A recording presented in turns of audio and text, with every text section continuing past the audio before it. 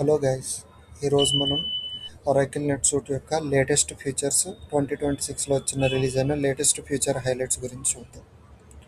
So మనకి ఫస్ట్కి వచ్చేసినట్టయితే general entries and accounting enhancements. అంటే జనరల్ ఎంట్రీస్లో మనకి లైన్ లెవెల్లో సబ్ లిస్ట్లో మనం కొన్ని లైన్స్ యాడ్ చేస్తాం. అకౌంట్స్ అనేవి డెబిటింగ్ అండ్ క్రెడిటింగ్ అని. సో ఈచ్ లైన్కి మనం ఇంటిగ్రేషన్స్ అనేది ఎక్స్టర్నల్ అప్లికేషన్ నుంచి యూజ్ చేసుకుని రెస్ట్ కానీ సిఎస్వి ఇంపోర్ట్స్ కానీ సోప్ వెబ్ సర్వీసెస్ కానీ ఏవైతే యూజ్ చేసుకుని ఆ లైన్స్ క్రియేట్ చేస్తామో ప్రతి దానికి ఒక యూనిక్ లైన్ లెవెల్ అనేది క్రియేట్ అవుతుంది. So based upon that each లైన్ని మనం అప్డేట్ చేసుకోవచ్చు. ఏ లైన్ నేను పర్టికులర్గా చేయాలనుకుంటున్నానో ఆ లైన్ని మాత్రమే మనం అప్డేట్ చేయొచ్చు అనమాట ఈ ఫీచర్ యూజ్ చేసుకుని. అలాగే దీంట్లో కస్టమ్ జిఎల్ లైన్స్ అనేవి చాలా ఇంప్రూవ్ చేశాడు దీంట్లో. అలాగే దీనికి సపోర్ట్ ఫీచర్స్ ఇంటర్ కంపెనీ ట్రాన్సాక్షన్స్కి అనేవి ఆల్ సబ్సిడరీస్కి ఈ సబ్ ఈ ఈ ఫ్యూచర్ ఏదైతే ఉందో ఇది మొత్తం వాటికి అన్నిటికి సపోర్టబుల్ అన్నమాట. నెక్స్ట్ పోస్టింగ్ పీరియడ్ చేంజెస్కి వచ్చేసినట్టయితే మనకి జనరల్ ఎంట్రీస్ ఏమైతే ఉన్నాయో అవి పెండింగ్ అప్రూవల్లో ఉన్నప్పుడే ఈ పోస్టింగ్ పీరియడ్ అనేది మనకి చేంజ్ చేయొచ్చు అనమాట. ఇది applies to all the general ఎంట్రీస్కి, ఇంటర్ కంపెనీ జనరల్ ఆర్డర్స్కి and all the statical general entries కూడా ఇది అప్లికబుల్ అవుతుంది. ఇదివరకు ఏంటంటే ఆటోమేటిక్ అప్రూవల్ ప్రాసెస్ అనేది రీక్లాసిఫికేషన్ ఎంట్రీస్కి అనేది చేశారనమాట. ఇది మేజర్గా ఇంక్లూడ్ చేసిన దానికి డూప్లికేట్స్ని ప్రివెంట్ చేయడానికి అండ్ మాన్యువల్ అప్రూవల్ ప్రాసెస్ స్టెప్ని చేయడానికి మెయిన్గా యూజ్ అవుతుంది దీంట్లో. నెక్స్ట్ అడ్రస్ డేటా మేనేజ్మెంట్ అనమాట.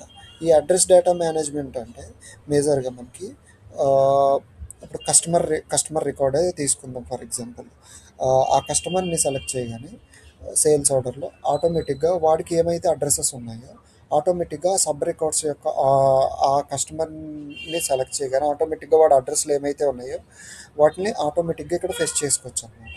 ఇది ఓన్లీ వాడికి ఏమైతే లింక్ అయ్యి ఉన్నాయో కస్టమర్కి కానీ వెండర్కి కానీ ఎంప్లాయ్ కానీ అవి మాత్రమే ఇక్కడ మనకి చూపిస్తాయి.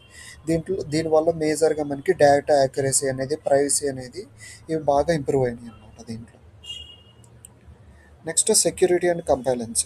మనం లాగిన్ అయ్యేటప్పుడు మనకి కొత్తగా ఫీచర్ ఇన్వెంట్ చేసింది ఏంటంటే మనకి లాగిన్ అయ్యేటప్పుడు ఇప్పుడు కొత్తగా ఒక నోటిఫికేషన్ చూపిస్తుంది అనమాట ఎన్ఏఎస్టీ స్టాండర్డ్ బేస్ చేసుకుని. సో అందులో మనం లాగిన్ అయ్యేటప్పుడు దాన్ని ఎక్నలైజ్ చేస్తేనే మన అకౌంట్లోకి లాగిన్ అవుతాం అనమాట. అంటే అది యూజర్ ఏ టైంకి లాగిన్ అయ్యాడు ఏంటి మొత్తం ఆడిట్ లాగ్స్ అంతా కూడా మనకి ఇన్ డీటెయిల్గా చూపిస్తుంది ఏ టైంకి అనేది లాగిన్ అయ్యాడు అనేది యూజర్. అలాగే మనకి దీంట్లో నెట్ సూట్లో మనం ఇంటిగ్రేషన్స్ చేసేటప్పుడు ఆ ఇంటిగ్రేషన్కి ఆత్ 2.0 ఇంటిగ్రేషన్స్ యూజ్ చేసి క్రియేట్ చేసుకునే వాటికి మనకి లిమిటేషన్స్ 5 సర్టిఫికేషన్ లిమిటేషన్ వరకు ఇచ్చాడు. దానికి అన్లిమిటెడ్ రివోకేషన్ సర్టిఫికేషన్స్ అనేవి ఉన్నాయి దీనికి. అలాగే మనకి లేటెస్ట్గా రిలీజ్ అయిన దాంట్లో ఈ ఆత్ 2.0లో ఏదైతే ఉందో అది సపోర్ట్ మల్టిపుల్ రీడైరెక్ట్ యూఆర్ఎల్స్కి మనకి సపోర్టబుల్ అనమాట. అంటే ఈ మల్టిపుల్ రీడైరెక్ట్ యూఆర్ఎల్స్ అంటే మనం పోస్ట్ మ్యాన్ నుంచి ట్రిగర్ చేసినప్పుడు మనకి టోకెన్స్ జనరేట్ అవ్వడానికి మల్టిపుల్ యూఆర్ఎల్స్ సపోర్ట్ అనమాట. అలాగే దీనికి సర్టిఫికేట్ మేనేజ్మెంట్ అనేది ఒక ఎండ్ పాయింట్ అనేది ఒకటి ఇవ్వచ్చు అనమాట. అలాగే ఈ ఆత్ 2.0కి 2027 నుంచి పీకేసీఈ అనేది రిక్వైర్డ్ చేశాడు దీనికి. అంటే ప్రూఫ్ కీ సర్టిఫికేషన్ ఎక్స్టెన్షన్ అనమాట. అంటే ఇది మనకి ఒక క్లియర్ కట్గా ఒక సెక్యూరిటీ అనేది పవర్ఫుల్గా మెయింటైన్ చేయడం కోసం ఈ సర్టిఫికేషన్ అనేది మనం మ్యాండేటరీ చేశాడు. ఇది both applies to public and confidential క్లయింట్స్కి అనమాట ఇన్ 2027 నుంచి.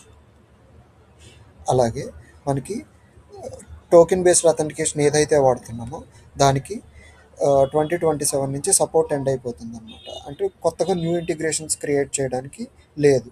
సో మనం ఇంకా 2027 నుంచి ఆల్ ద ఇంటిగ్రేషన్స్ ఏమైతే ఉన్నాయో ఆత్ 2.0నే రికమెండ్ చేస్తున్నారు అనమాట. ఉన్న వాటికి మనం దాంతోనే మైగ్రేట్ చేసుకోవాలి. నెక్స్ట్ మనకి సాస్ మెట్రిక్స్ అనమాట. ఈ సాస్ మెట్రిక్ అనేది మనకి ఐటమ్స్ అనమాట. సో ఇందులో దీనికి ఐటమ్ ఇంపోర్ట్కి ఈ సాస్ ఫీల్డ్స్ అనేవి మనకి ఇంట్రడ్యూస్ చేశాడు ఇంపోర్ట్ చేసుకోవడానికి. వీటికి మేజర్గా ఈ సాస్ మెట్రిక్ అనే ఐటమ్కి ట్రాకింగ్ అనేది మనకి బులియన్ అనమాట.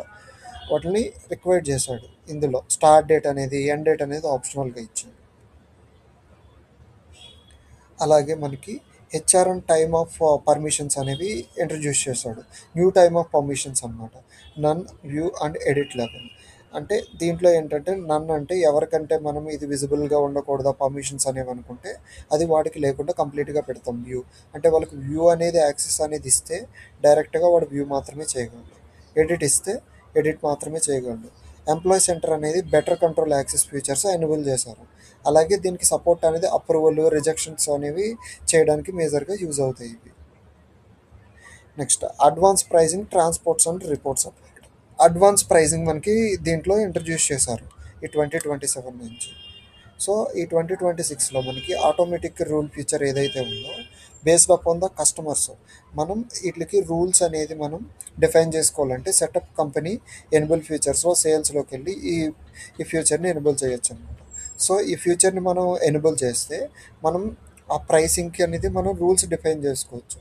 Based upon that sales order create చేసేటప్పుడు కానీ క్యాష్ సేల్ కానీ క్రెడిట్ కానీ ఏది చేసేటప్పుడు అయినా మనం ఆ కస్టమర్ యూజ్ చేసుకొని సెలెక్ట్ చేయగానే ఆ రూల్స్ బేస్ చేసుకుని మనకి ప్రైస్ లెవెల్స్ అనేది ఆటోమేటిక్గా పాపులేట్ అవుతాయి అన్నమాట.